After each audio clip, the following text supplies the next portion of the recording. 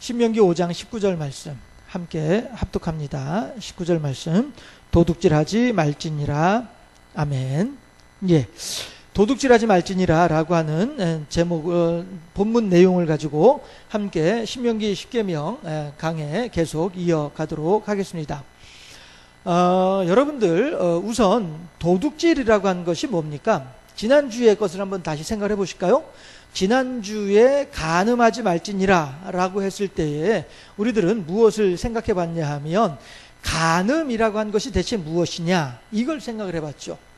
간음이라고 하는 것은 우리가 간음의 내용이 뭔지 몰라서 그렇습니까?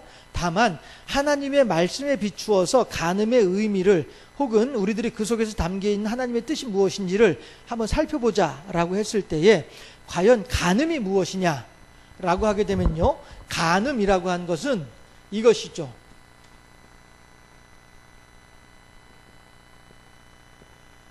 예, 내 욕심대로, 예, 이게 간음이죠.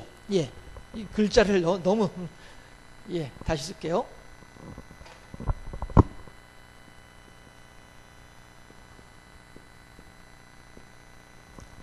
예, 그게 그거인 것 같긴 합니다만은, 예, 아무튼 간음이라고 하는 것은 제일 중요하게 봐야 될 것이 뭐냐면은 내 욕심대로라고 하는 거예요. 욕심. 예, 결국 이 욕심이라고 하는 것이 무엇이냐 하면은 하나님의 계명보다 앞세우는 것이 욕심이란 말씀이죠. 우리들이 이 세상을 살아가면서 하나님의 말씀하신 대로, 하나님의 뜻대로, 하나님께서 원하시는 바대로 혹은 내 생각에 하나님께서 나에게 이것을 원하실 것 같아 라고 생각되어지는 그것, 내 안에 성령의 세미한 음성을 따라서 주시는 하나님의 말씀하심, 거기에 순종하며 살아가게 되면 이 사람들은 내 욕심대로가 아니라 하나님의 계명대로 살아가는 인생이기 때문에 그 삶 자체가 조화롭고 질서가 있으며 하나님과의 아름다운 교제와 교통을 이루는 그런 인생이 된다는 것이죠.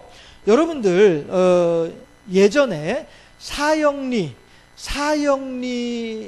가지고 전도를 할 때에 어떠한 이야기, 어떤 그림이 있었느냐 하면은 이게 이제 의자이죠. 내 인생의 왕좌예요. 내 인생의 왕좌인데 이 왕좌에 나가 앉아 있고 예수님의 십자가가 밑에 있게 되면 이러한 사람은 그 인생이 어떤 인생이 되냐 하면은 이렇게 사분오열되는 그런 인생이 된단 말씀이죠. 다시 말해서 내 인생의 왕좌에 내가 앉아 있고 하나님에 대한 신앙을 저버리게 되면 나의 삶 자체가 이렇게 우왕좌왕, 뒤죽박죽, 혼란과 혼돈의 삶이 될 수밖에 없다라고 하는 것이죠. 그런데 반대로 그것이 이제 뭡니까? 예, 이렇게 내 욕심대로 살아가는 사람의 삶의 모습이다라고 하는 것입니다. 그러나 어떤 사람들은 여기에 내가 있지 아니하고, 도리어 반대로 하나님에 대한 믿음을, 예수님의 십자가를 내 인생의 왕좌에, 내 인생의 중심에 하나님을 놓고 나는 이 밑에 내려앉아 있어요. 의자 밑에 내려앉아 있게 돼요. 이렇게 되면 그 인생이 어떤 인생이 되느냐 하면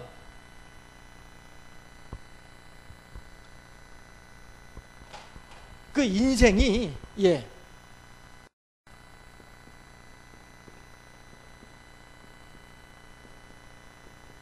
모든 것이 하나님께로 집중되기 때문에 나의 삶 자체가 하나님께로 집중되기 때문에 안정적이고 계획이 있으며 목표를 향하여 가며 모든 주변에 있는 것들이 화합하고 화목하게 되어지는, 상호 협력하게 되어지는 그런 인생이 된다라고 하는 것이죠.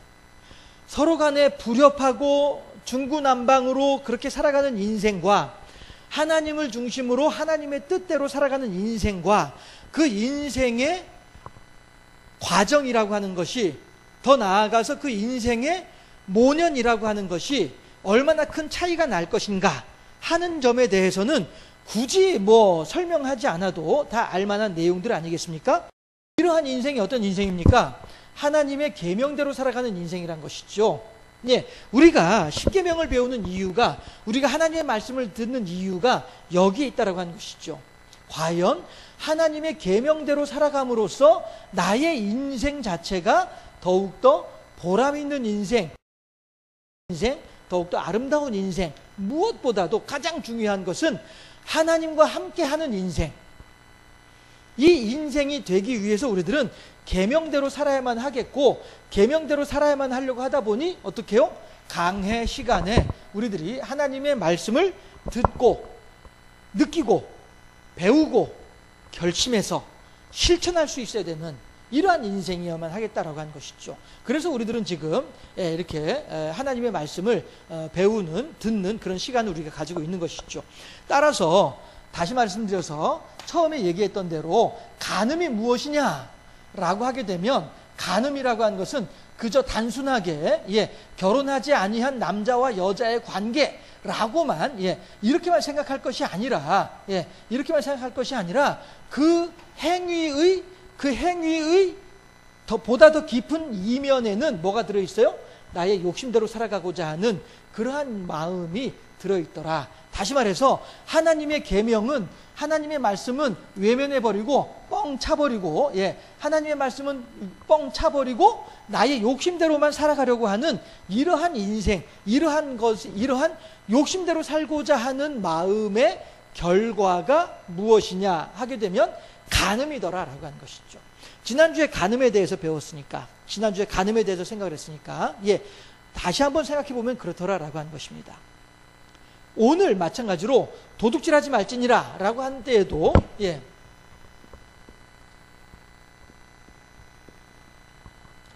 도둑질을 하지 말지니라 라고 할 때에도 똑같은 말이란 말씀이죠. 왜 도둑질을 합니까? 도둑질을 하는 이유가 뭐예요?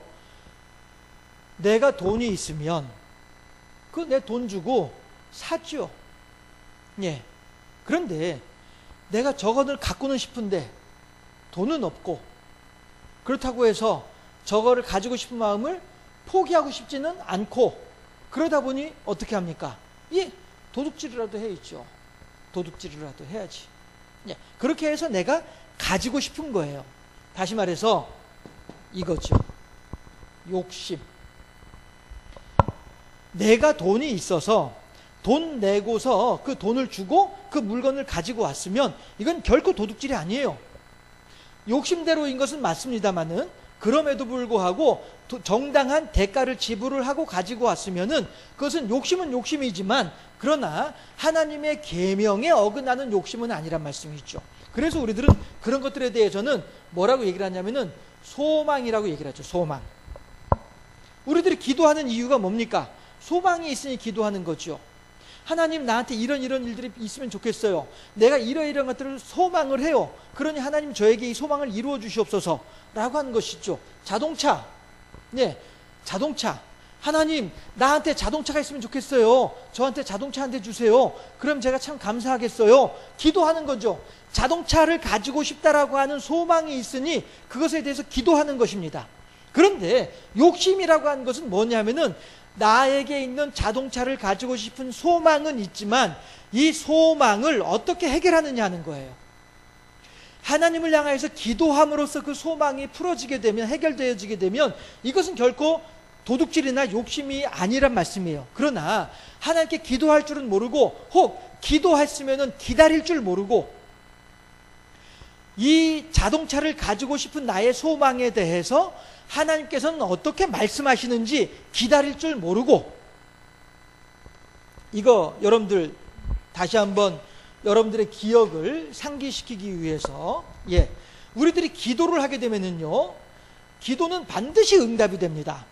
기도는 반드시 응답이 되는데요, 어떻게 응답이 되느냐 하면은 세 가지의 형태로 우리들의 기도는 응답이 됩니다. 첫째, 뭐냐면은 오케이, 알았어, 걱정하지 마, 그 즉시 주는 것이, 이것이 기도 응답이죠. 우리들은 모든 소망을 가지고 기도를 할 때에 모든 기도가 이렇게 그 즉시로 오케이, 나의 품은 뜻 주의 뜻같이 되게 하여 주소서. 이거죠. 예. 하나님의 뜻과 나의 뜻이 똑같아져서 내가 소망하는 것에 대해서 하나님께서 그래 알았어 오케이 지금 당장 줄게 라고 하는 기도 응답이 있는가 하면 두 번째 기도 응답은 예, no, 안 돼 이거죠. 나의 품은 뜻과 하나님의 뜻이 다를 때 하나님께서는 기도 안 돼 라고 no 하시는 거란 말씀이죠. 5살짜리 꼬마 아이가 엄마한테 부엌칼을 내놓으라고 그렇게 소리를 치고 울고불고 난리친다 할지라도 그 부엌칼을 주면 돼요 안 돼요? 안 되는 거죠. 하나님의 기도 응답은 우리들한테 no로 올 때도 응답될 때도 있다 하는 것입니다. 하나님 저한테 돈 5천만 원만 주시면요. 아니면 5천만 원 너무 좀 작은 그릇이 작은가요? 기왕이면 한번 키워봅시다. 하나님 저한테 돈 5천억을 주시면요 내가 이것도 하고 저것도 하고 싶은데 하나님 저한테 5천억 주실랍니까? 라고 기도를 했다 칩시다. 아무리 그렇게 기도를 한다 한들 그 기도 하나님께서 들어주시겠어요? 이거죠. no, 안 돼. 너한테는 많은 돈이 도리어 너를 교만하게 만들고 너로 하여금 나를 떠나게 만들 것이야. 그러하기 때문에 내가 그걸 뻔히 알고 있기 때문에 너한테 이 기도에 대해서는 이 소망에 대해서는 내가 들어줄 수 너의 뜻과 나의 뜻이 달라 라고 하게 되면은 no 하게 되는 것이죠.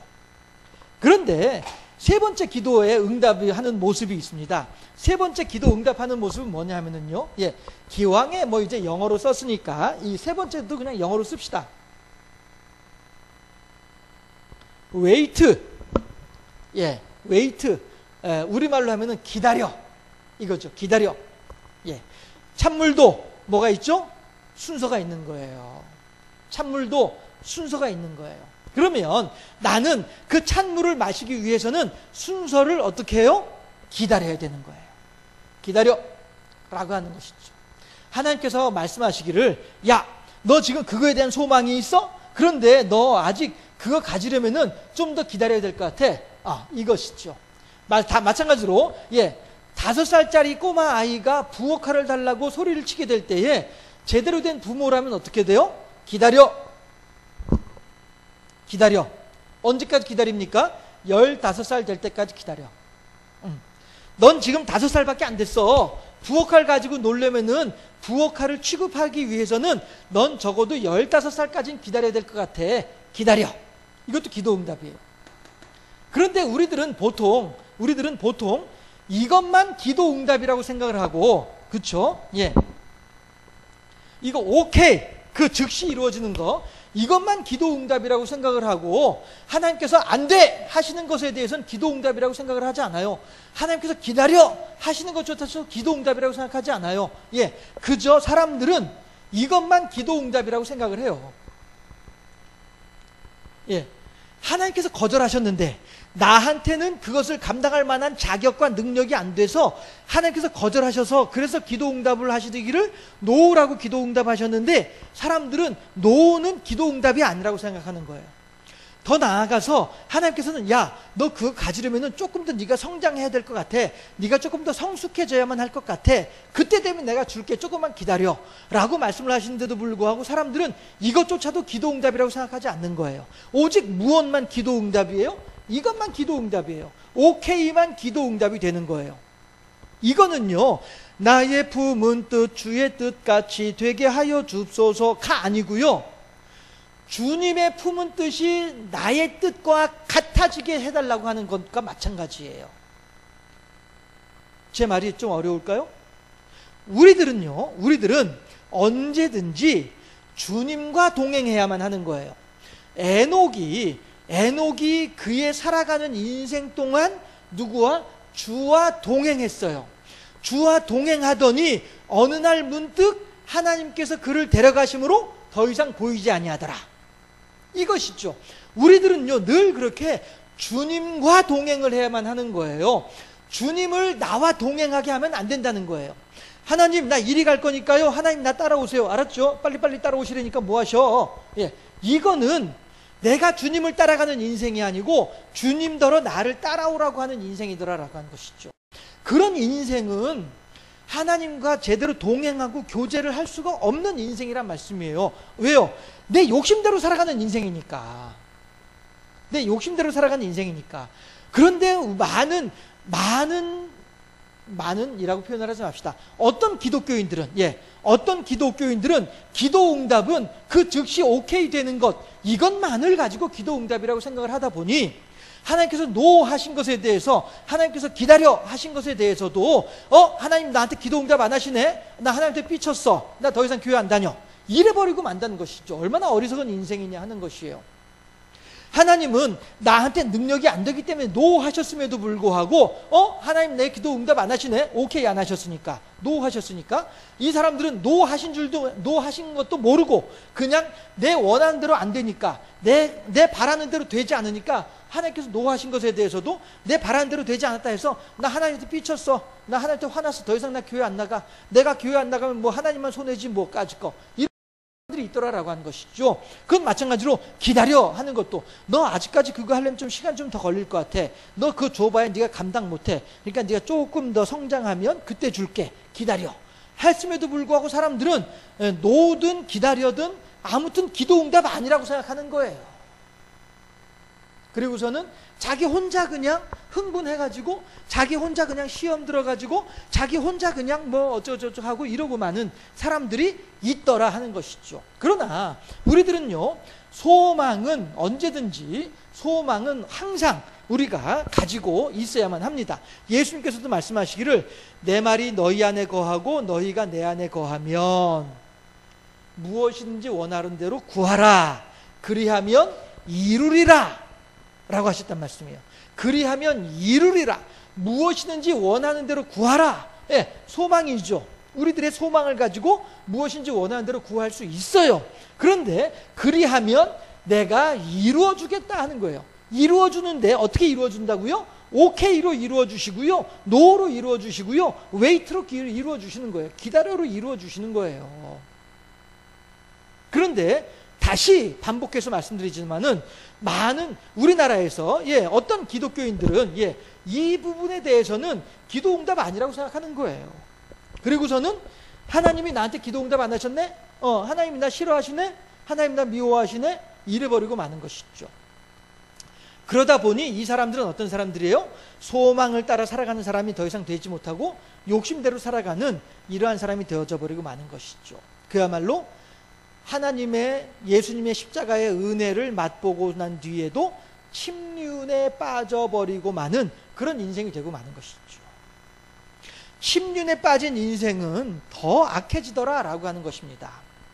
우리들이 늘 소망을 가지고 살아가되 욕심대로 살아가면 안 되겠더라 하는 것이죠. 그러면 제가 다시 말씀드리지만, 그러면 우리들이 무엇이 소망이고 무엇이 욕심이냐라고 할 때에 똑같이 자동차, 하나님 나 자동차 하나 있으면 좋겠어요. 하나님한테 하나님 저 자동차 하나 주세요라고 하는 소망을 가지고 하나님께 기도하게 되면 이것이 소망이겠지만, 하나님 나한테 기도 응답 안 하시네. 하나님 나 싫어하시나 본데 나도 그럼 하나님한테 삐쳤어. 그럼 나 그냥 더 이상 교회 안 다니고 내 마음대로 할 거야, 내 욕심대로 할 거야 라고 하게 되면 이것이 이제 도둑질이 되는 것이죠.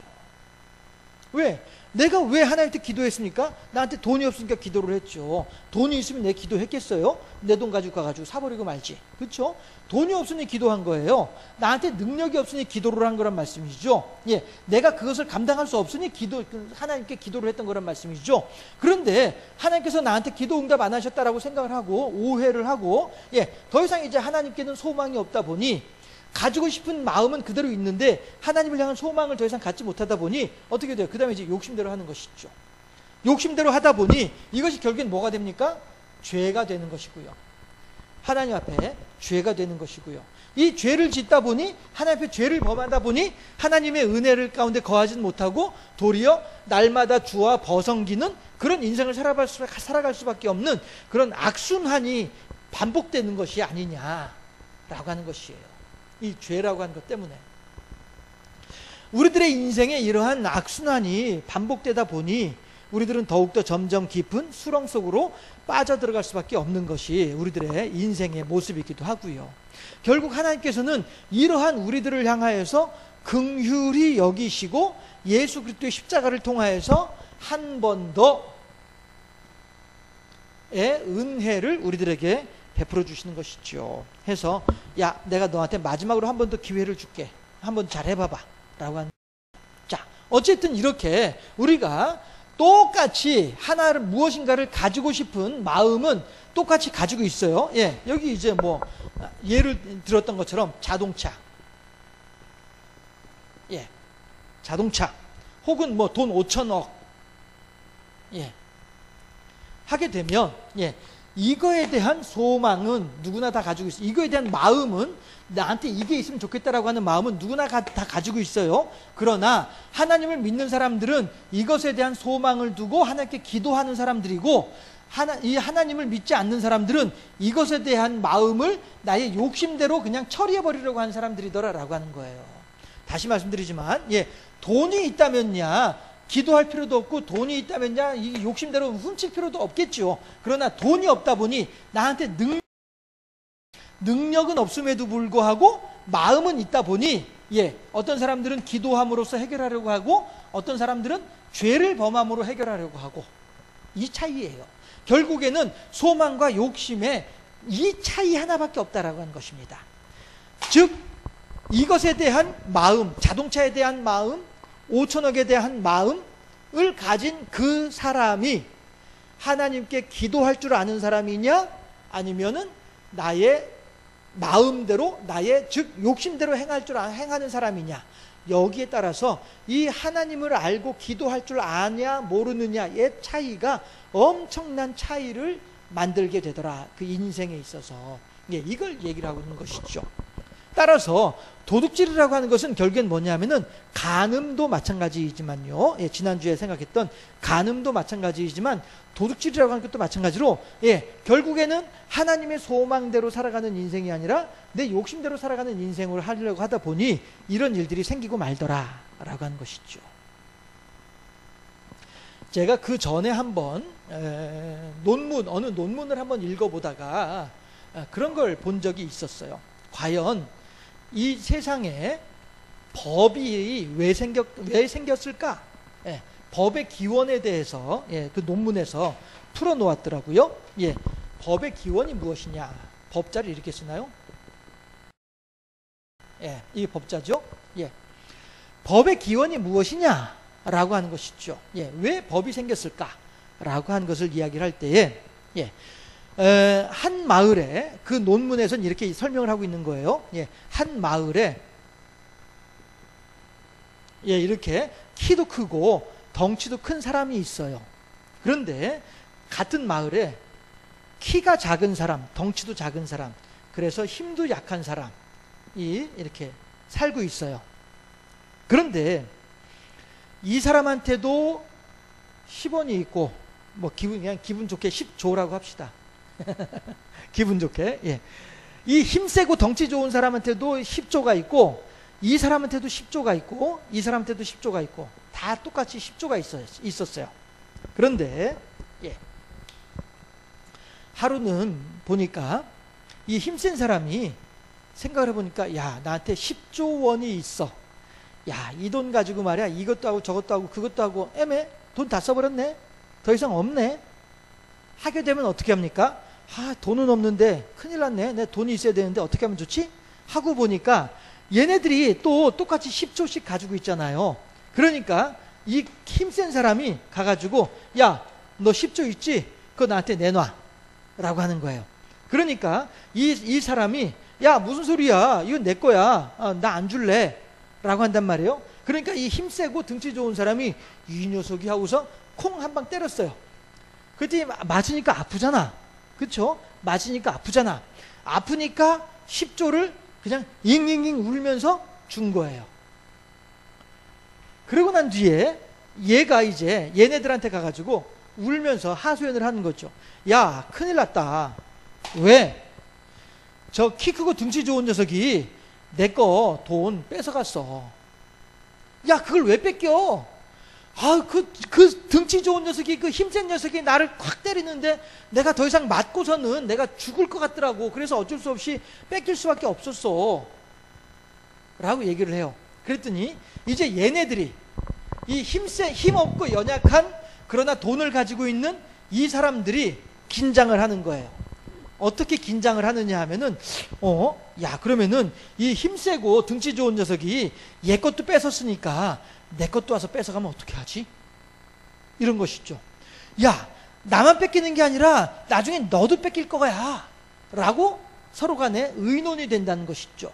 그러면서, 그래? 그러면은 우리가 한 사람씩 얘를 상대해서는 우리가 이길 수 없어. 이길 수 없지만은 얘까지 포함해서 돈을 뺏긴 사람이나 안 뺏긴 사람이나 다 합쳐가지고 세 사람이서 힘을 합치면 얘를 이길 수 있지 않을까? 라고 서로들 생각을 하는 거예요. 그러지? 그래 맞아. 너는 팔 붙잡고 너는 다리 붙잡고 나는 그냥 깨물어 버릴게. 이런 식으로 하면서, 예를 들어서 이런 식으로 하면서 서로 간에 이제 합동작전을 펼치는 거예요. 그래가지고 와서 이 등치 좋고 힘센 이 한 사람을 세 사람이 한꺼번에 달려들어서 제압을 해요. 그리고서는 얘의 뺏어간 10조를 다시 뺏어서 돌려주어요. 그렇게 하고 난 뒤에, 이 논문에서 하는 이야기예요. 그렇게 하고 난 뒤에 이 세 사람이 얘한테 이제 도리어 단판을 짓자 하는 것이죠. 야, 네가 아무리 힘이 세고 네가 아무리 등치가 좋더라도 우리 세 사람이 합치면은 너 우리들 못 이겨. 그러니까 너 우리들하고 같이 이 한 마을에, 이 한 동네에 우리들하고 같이 살고 싶으면 너 우리들 말 잘 들어야 돼. 알았어? 안 알았어? 이렇게 이제 엄포를 놓는단 말이죠. 그러면은 얘가 아무리 가만히 생각을 해보니까 이 동네 바깥으로 나가서 혼자 살려면은 힘들고 깝깝하거든요. 그러니까 어쩔 수 없이 그래 알았어, 너희들이 하자는 대로 할게 라고 하면서 뭐가 돼요? 약속이 이루어지는 거예요. 약속. 어떤 약속입니까? 너 힘세고 등치 좋다고 해서 우리 한 사람 괴롭히지 마라. 알았어? 우리 한 사람씩들 괴롭히게 되면은 다시 우리가 힘을 모아가지고 너 이 동네에서 쫓아내버릴 거야. 알았어? 대신에 네가 우리들을 괴롭히지 않으면은 너도 이 동네에서 같이 살 수 있도록 해줄게. 이거 약속할래? 그래 알았어, 약속할게 라고 하는 것이죠. 이렇게 해서 상호 간의 편리, 상호 간의 이익을 위해서 맺은 것이 약속이고, 이 약속이 법의 기원이다 라고 얘기를 해요. 다시 말씀드려서 법이라고 하는 것은 힘이 세다고 해서 그 힘이 센 것을 가지고 옆에 있는 사람을 괴롭히면 안 된다. 이게 법인 것이죠. 네가 힘이 세다고 해서 옆에 약한 사람을 괴롭히게 되면 너는 어느 만큼의 벌을 받게 된다. 이게 법이죠. 이게 법 정신이죠. 그래서 법 앞에 만인은 평등하다라고 하는 말을 하는 게 그래서 그런 것이죠. 그런데 제가 그 논문을 읽으면서 그 논문을 읽다가 하나님의 말씀이 여기에 이 논문을 통해서 하나님의 말씀을 같이 이해를 할 수 있겠더라라고 하는 것입니다. 그게 뭐냐면은 계명이죠. 십계명. 하나님께서 십계명에 담아 놓으신 하나님의 정신이 여기에 있더라라고 하는 거예요. 하나님께서 우리들에게 법이라고 하는 것을, 계명이라고 하는 것을 주시고 그 계명 안에서 행하기를 바라시는 것은 바로 이것이란 말씀이죠. 법정신이란, 법정신. 해서 하나님도 우리들을 하나님 마음 내키는 대로 그냥 우리들한테 때로는 기분 좋게 하고 때로는 기분 나쁘게 하는 그런 하나님이 아니고, 하나님도 마찬가지로 계명을 따라서 법정신에 의거해서 우리들에게 은혜를 베풀어 주시고 우리들에게 징계를 내리시고 하시는 분이 하나님이시란 말씀이죠.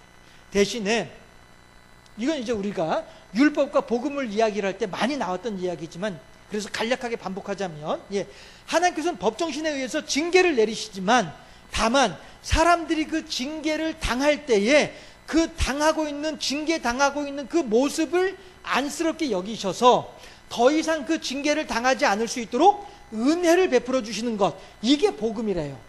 이게 복음이에요. 예, 하나님의 율법은 법정신에 의해서 우리들에게 복을 주시고 징계할 자들은 징계하는 것이 율법이라고 한다면, 그렇게 함으로써 사람들이 율법을 통해서 내가 이렇게 해서 하나님의 계명을 지키니까 하나님께서 나한테 복을 주시고, 이렇게 해서 내가 하나님의 계명을 어기니까 나한테 이런 어려운 일이 생기는구나 라고 하는 것을 깨달은 그 순간에, 그렇다고 한다면 나는 이제 더 이상 내 욕심대로 살 것이 아니라 하나님의 계명대로 살아야만 하겠구나 라고 하는 믿음의 결단, 하나님을 향한 신앙의 진보가 있어지게 될 때에 하나님께서는 그러한 사람들을 긍휼히 여기시고 가련히 의 징계 가운데 머물러 있게 하지 아니하시고 건져내시고 구원해 내주시는 분, 이게 복음이란 말씀이에요. 예, 율법과 복음에 대해서는 뭐 이렇게만 설명을 하고요. 어쨌든 법정신이 이렇단 말씀이에요. 그래서 하나님께서는 우리들을 대하실 때에도 마찬가지로 법정신을 가지고 우리들을 대하신단 말씀이죠. 그러다 보니 우리들이 도둑질을 하게 되면, 혹은 우리들이 간음을 하게 되면, 혹은 우리들이 살인을 하게 되면, 혹은 우리들이 나의 부모님을 공경하지 않게 되면, 그렇게 되면 하나님께서는 어떻게 하는 거예요? 예, 계명에 따라서 우리들을 어떻게 해요? 징계하겠다는 거죠. 이게 계명이에요. 이게 법정신이고요. 다만 하나님께서는 우리들에게 기준을 이미 정해 놓으셨어요. 이러한 기준을 따라서 8계명, 7계명, 6계명, 5계명, 이러한 기준을 따라서 이 기준에 어긋나게 되면, 즉 약속을 깨뜨리게 되면 이렇게 되는 거죠. 법정신은 뭐예요? 약속을 깨뜨리면 깨뜨린 만큼의 응분의 처벌을 당하는 것이 법정신이죠. 처벌이 없는 법정신은 법이 아니죠. 그렇지 않습니까? 법이라고 하는 것은 반드시 응분의 징계가 뒤따르는 것이, 이것이 법이죠. 예, 보상은 없을지언정 징계는 반드시 있어야 되는 것, 이것이 법정신이죠. 예, 하나님께서는 우리들에게 이 법정신을 가지고 계명을 주시는 거예요. 그러니 우리가 계명을 지켜야만 할 이유가 뭐 때문이에요? 하나님과의 약속이기 때문에 계명을 지키는 거란 말씀이죠. 그래서 제가 그 전에 레위기 하면서 그리심산과 에발산에서 축복의 말씀이 선포되어질 때에는 그리심산에 있는 사람들이 아멘 아멘 할 것이요, 저주의 말씀이 선포되어질 때에는 에발산에 있는 사람들이 아멘 아멘 할 것이요, 그렇게 아멘 아멘 함으로써 하나님의 계명을 여러분들이 함께 계약서에 도장을 찍는 그러한 결론으로 하나님과 우리 이스라엘 백성들 사이에 율법의 계약이 맺어졌다라고 하는 말씀을 여러분들한테 드린 적이 있었죠. 예, 이 약속인 거예요, 약속. 예. 따라서 우리들은 약속을 준행해야만 할 책임이 우리들에게 있는 거예요. 만약에 이 마을에 살아가는 이 힘세고 덩치 좋은 녀석이 이 약속을 깨뜨리고 또다시 쫓아가가지고, 야, 너 내 지난번에 뺏었다가 너희들 세 놈이 나한테 뺏어간 거 10조 다시 나한테 내놔. 그러면 얘가, 야, 무슨 소리야, 우리 세 사람이 너랑 약속했잖아, 너 그런데 왜 자꾸 나한테 도로 달라고 해? 하면 얘가 만약에 무슨 소리야, 나 그 약속 깨뜨릴 거야, 너 다시 돈 내놔 하고 뺏어가게 되면 이 세 사람은 다시 힘을 합쳐가지고 얘를 쫓아낼 거예요. 왜? 약속을 어겼으니까, 법을 어겼으니까, 법정신을 어겼으니까 이 세 사람 다시 힘을 모아가지고 이 한 사람을 쫓아낼 거란 말씀이에요. 징계. 그렇다고 해서 얘는 이 세 사람에서 왜 나를 쫓아냈느냐라고 항의할 수 있나요? 못해요. 왜? 내가 먼저 약속을 깨뜨렸으니까. 이 세 사람은 약속에 의해서 나를 쫓아내는 거란 말이에요. 힘세고 등치 좋은 얘를 약속에서 쫓아내는 거란 말이에요. 그러니 더 이상 얘는 쫓겨나더라도 할 말이 없는 것이죠.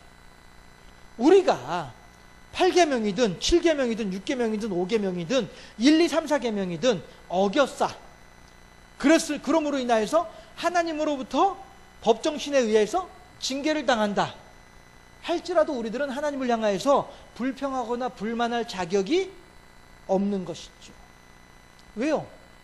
약속은 내가 어겼으니까.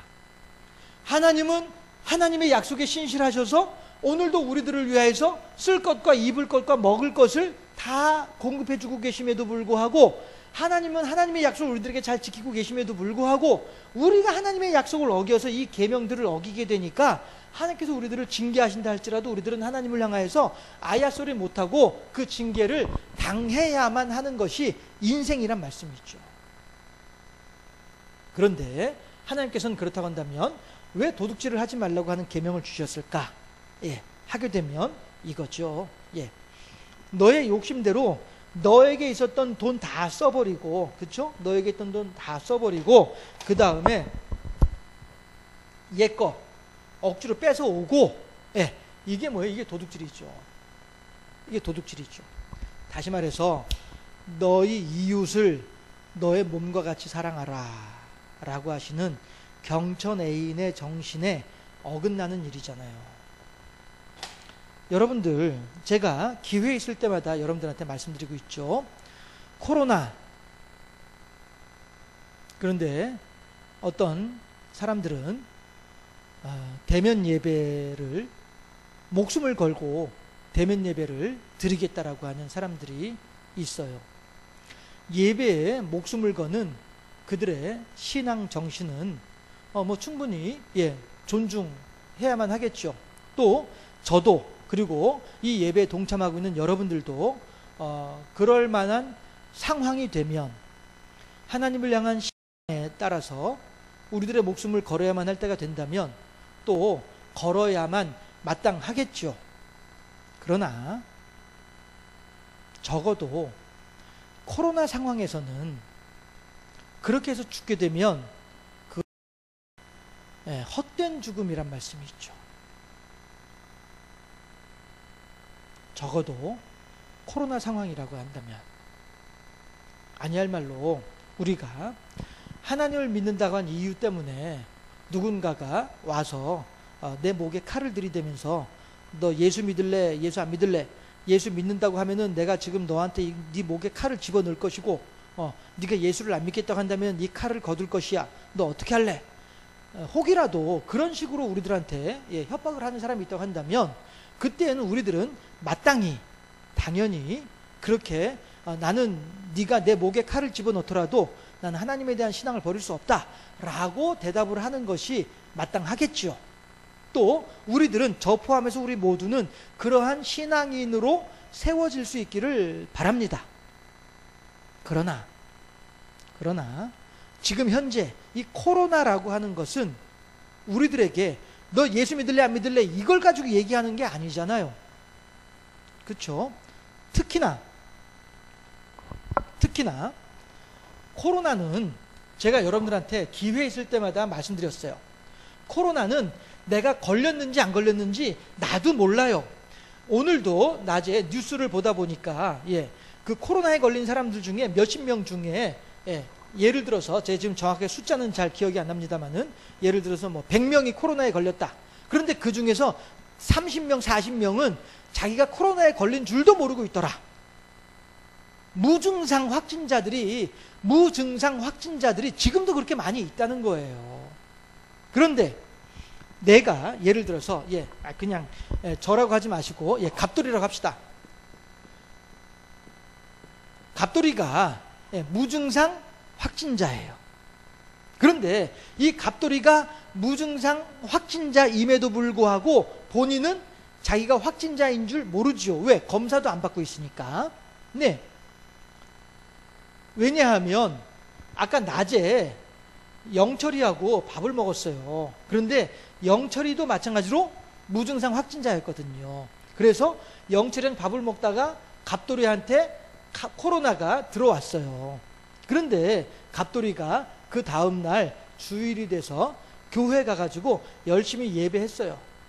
하나님께 예배 드렸어요. 그랬더니 여기에는 1번, 2번, 3번, 4번, 5번, 우리 교회 같이 6번, 7번, 8번, 9번, 10번 뭐 해서 14번, 우리 교회 14번까지 있으니까 있다고 칩시다. 그 중에 이제 갑돌이가 1번이었다고 칩시다. 그런데 갑돌이가 6번한테도 코로나를 옮겼어요. 그리고 이렇게 건너뛰어 가지고 4번한테도 코로나를 옮겼어요. 그러면 영철이도 자기가 코로나인 줄 몰랐고요. 갑돌이도 자기가 코로나 확진자인 줄 몰라요. 그리고서는 예배당에 와서 갑돌이가 6번한테도 전파시키고 4번한테도 코로나를 나누어 주었어요. 생명의 말씀을 나누어 줘야 될 사람들이 생명의 말씀을 나누어 주는 것이 아니라 코로나를 나누어 주고 말았어요. 그랬더니 6번이 어디로 갔냐면은 경로당에 갔어요. 어저께 확진자들 중에 보니까 고수업 치다가 확진된 사람들도 있더만요. 아마도 경로당에서 고수업 치지 않았겠어요? 경로당에 왔어요. 그래서 6번이 여기 있고요. 경로당의 할아버지들, 경로당의 할아버지 가, 경로당의 할아버지 나, 경로당의 할아버지 다 하고 나란히 네 분이 앉아가지고 고수업을 치셨어요. 그래가지고 이분들한테 나란히 코로나를 나누어 드렸어요. 그 다음에 이 4번은 학교를 갔어요. 학교를 가가지고 학교에서 또 학생 A, 학생 B, 학생 C에게 또 4번이 나란히 나누어 주었어요. 보세요. 갑돌이 한 사람이 예배당에 나옴으로 말미암아서 갑돌이 한 사람이 예배당에 나옴으로 인하여서 갑돌이가 4번과 6번에게 전달해 주었고요. 그 다음에 4번은 학교에 가서 A, B, C에게 전달해 주고요. 6번은 경로당에 가지고 가나다에게 전달해 주었어요. 그런데 만약에 갑돌이가 예배당에 오지 않았다. 그렇게 되면 6번이 걸릴 일이 없고 4번이 걸릴 일이 없겠지요. 그렇죠? 그렇게 되면 마찬가지로 A, B, C가 걸릴 일이 없고 왜? 4번이 안 걸렸으니까. 그렇죠? 그 다음에 가나다가 걸릴 일이 없어요. 왜? 6번이 안 걸렸으니까. 그러면은 코로나는 여기서 끝나는 거예요. 갑돌이가 예배당에 하루 오지 않음으로 인하여서 코로나는 끝나고 마는 거예요. 그렇죠? 그런데 왜? 갑돌이는 젊으니까 그냥 혼자서 이렇게 하다가 그냥 자가 치유되고 마니까 그렇게 된단 말씀이에요. 그런데 갑돌이가 예배당에 와서 앉아 있는 바람에 1명, 2명, 3명, 4명, 5, 6, 7명이 코로나에 걸리게 되는 거예요. 뭐 때문에요? 갑돌이가 예배당에 와서 앉아 있는 바람에. 그러면 무증상 확진자라고 했잖아요. 갑돌이뿐 아니라 2번이 무증상 확진자일지 아니면 8번이 무증상 확진자일지 누가 알겠냐고요. 그러니 아예 모이지 말자. 그렇게 되면 여전히 코로나는 여기서 끝나니까. 이것 때문에 대면 예배를 금하시지요 라고 권고하고 있어요. 권고하고 있어요. 그런데도 불구하고 이 권고의 말을 무시하고 권고의 말을 듣지 않고 여전히 대면 예배로 진행하려고 하다 보니 이 사람들에게 그 다음에 어떻게 돼요? 고발이 들어가는 거죠. 그런데도 불구하고 이러한 과정들에 대해서는 전혀 신경도 안 써버리고 단지 예배 드린다고 해서 고발했다. 이거 하나 가지고서 기독교 박해하고 있다. 이렇게 말을 하는 사람들이 있어요. 얼마나 어리석은 사람들입니까? 그렇게 해서 자기네들이 기독교 박해했다라고 하는 이유로 대면 예배 했다고 칩시다. 그러면 자기네들은 기분 좋을지 모르지. 자기네들은 은혜 받은 것 같고 자기네들은 하나님께서 살아있는 예배 드린 것처럼 여겨질 수 있겠죠. 그러나 중요한 것은 우리들은 예배당에 있으면서 우리가 코로나에 걸리든 말든 건 우리들이 할 몫이에요. 왜? 우리가 예배당에 모였으니까. 모이지 말라고 했는데 모였으니까. 그러나 예배당에도 오지도 않았던 사람들인데 이 사람들은 그럼 뭐냐고요. 이 사람들은 뻔히 그냥 자기들 삶에 있었고 예배당에 모이지도 않았던 사람들인데 왜 이 사람들한테 코로나를 주냐고요. 다시 말씀드릴게요. 하나님의 생명의 말씀을 전해주지는 못할 망정 왜 필요 없는 이 도리어 악하기만 한 코로나를 이 사람들한테 전해주려고 하느냐 말씀이에요. 이거 하나만 보더라도 우리가 이 코로나 시대에 대면 예배를 자제하고 온라인으로 예배를 드리고 이렇게 하는 것이 얼마나 지극히 합리적이고 합당한 방법이냐 하는 거예요. 그런데 어떤 사람들은 적어도 우리 교인들은 안 그러지만은 우리 교회 바깥에 있는 어떤 사람들은 여전히 예배는 예배당에 모여야 예배지 이렇게 생각하는 사람들이 있더란 말씀이죠. 이 사람들은요 자기만 생각하고 이웃은 전혀 생각하지 않는, 이웃은 전혀 사랑하지 않는 사람들이에요. 하나님께서 하나님을 사랑하고 이웃을 사랑하라고 하시는 경천 애인의 정신을 우리들한테 가르쳐 주셨음에도 불구하고, 맞아요, 대면 예배하는 사람들은 자기네들이 경천은 실천했을런지 몰라요. 하나님을 향해서 경배하는 것은 실천했을런지 몰라도 하나님께서 원하시는 애인은 실천하지 않았다는 거예요. 하나는 하고 하나는 하지 않은 이런 모습이 되는 거란 말씀이죠. 그럼 뭐예요? 결국에는 제로가 돼버리죠. 세임에서 제로가 돼버리죠. 하나는 하고 하나는 하지 않았으니 제로가 돼버리고 마는 것이죠. 그렇게 하지 말자는 것이에요. 우리가 이 시기 잠깐만 좀 더 기다리면 코로나가 여기서 끝나잖아요. 여기서 끝나잖아요. 끝나면은, 이 코로나는 여기서 딱 끝나면은 적어도 갑돌이로부터는 더 이상 퍼져나가지 않잖아요. 이러한 갑돌이들이 1명, 2명, 3명, 4명, 5, 6명 이렇게 생기다 보면 코로나가 어느 정도 자리 잡게 되잖아요. 그렇게 되면 또다시 대면 예배가 가능해지게 될 것 아니겠습니까? 그때까지 기다리면서 우리들이 하나님을 위해서 경배하게 되면 우리들의 신앙이 그렇게 연약한가요? 지금도 사실 보면은 보면 지금 5명 들어와 있어요. 우리 교인들 가운데 5명 들어와 있어요. 네. 기존 교회에서 걱정하는 바는 이 부분인 건 사실이에요. 이건 사실 인정을 해요. 기존 교회에서 온라인 예배보다는 대면 예배를 자꾸 고집하는 이유 가운데 그나마 좀 이해되어진 부분이 이 부분이긴 해요. 즉, 지난주 주일날 말씀드렸다시피 헌금 수입이 줄어들다 보니 대면 예배를 고집을 한다. 이거는 분명히 욕먹을 짓인 것은 분명해요. 그리고 두 번째 염려스러운 바가 뭐냐면, 지난 주일엔 제 얘기를 하지 않았습니다만 시간이 없어서, 두 번째 대면 예배를 주장하는 사람들이 생각하는 것 가운데 두 번째가 뭐냐 하면은요, 교인들의 신앙이 잘못될까 봐서. 그건 사실이에요. 저도 그래서 비대면 온라인 예배, 동영상 예배 하자라고 처음에 얘기했을 때에 제가 반대했던 부분이 그 부분도 있었기도 했었고요. 그러나 그 지점은 우리가 하나님께 기도할 수밖에 다른 방법이 뭐가 있겠습니까? 하나님, 지금 우리가 얼굴을 마주 대하지 못하고 있습니다. 그래서 어떤 신앙을 가진 사람들은 집에서 이렇게 조그만 화면 보고 있는 것이 예배 같지도 않고, 이렇게 해서 그 믿음의 정도가 약화되는 사람들이 있지 않을까 염려됩니다.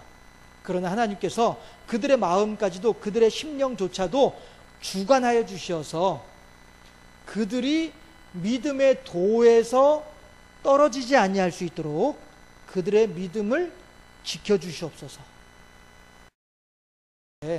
기도의 제목이어야만 하겠다 하는 것이죠. 우리들은 하나님께서 도둑질하지 말라고 하시는 이유가, 가늠하지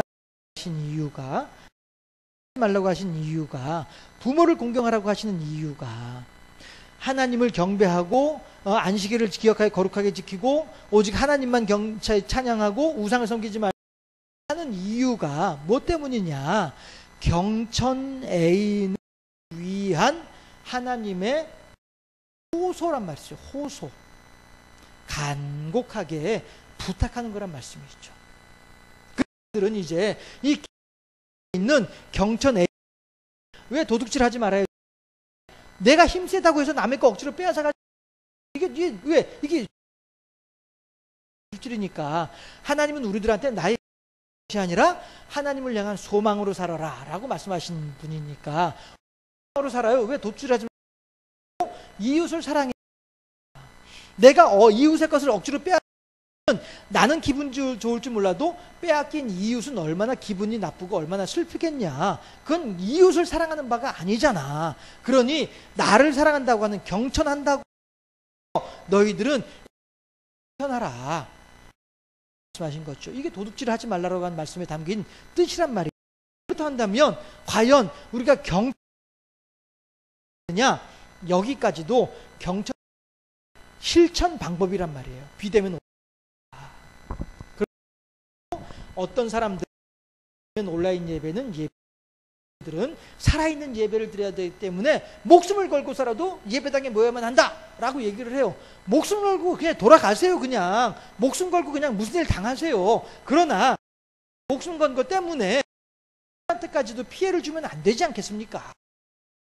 이것이 무슨 세상의 소금이고 라고 하시는 예수님의 말씀 방법이 되겠느냐라고 하는 거예요. 도리어 해악을 끼치는 존재들이 하나님의 이름을 가리고 하나님의 영광을 더 됩니까? 경천애인의 정체가 이렇게 비대를 통해서도 실천할 수 있다. 아울러서 여러분들한테 소망하기는 여러분들도 이러한 시국에 하나님을 향한 더욱더 강건하게 할 수 있는 그런 우리를 비대면 온라인 예배를 하다가 우리 교인들 어떻게 하지? 이것도 어쩔 수 없거든요. 저도 그 걱정 때문에 예배하면 안 된다라고 생각을 했던 사람이기도 했었고요. 그리고 실제로 또 보면은 지금 이제 이 동시 접속자가 5명이거든요. 우리 교인이 전혀 5명이 아니거든요. 더 되거든요. 그럼에도 불구하고 우리 교인들조차도 지금 다 안 들어오고 있단 말씀이죠. 저는 지금 누구누구 들어와 있는지 모르겠어가지고 어느 분이 예배에 동참하지 않고 있는지 저는 알지는 못하겠습니다만은 우리들은 이제 것이죠. 하나님들이 비록 모여 못하지만 하나님을 향하여서 그 정도가 이 믿음 더 이기를 바라는 마음입니다. 라고 하는 기도를 우리가 하는 것이 마땅하다 하는 것입니다. 라고 하는 계명 속에 경천애인을 실천하라 하나님의 뜻이 포함되어 있다고 하는 것이고요. 경천애인을 실천함에 있어서 시국에 예배로라도 하나님께 예배할 수 있는 것 또한 경천애인의 실천의 모습을 가지시고 그래서 살아계신 하나님을 만나고 하나님께 영광 돌려드리는 우리 모두가 되어줄 수 있기를 주님의 이름으로 기도하겠습니다.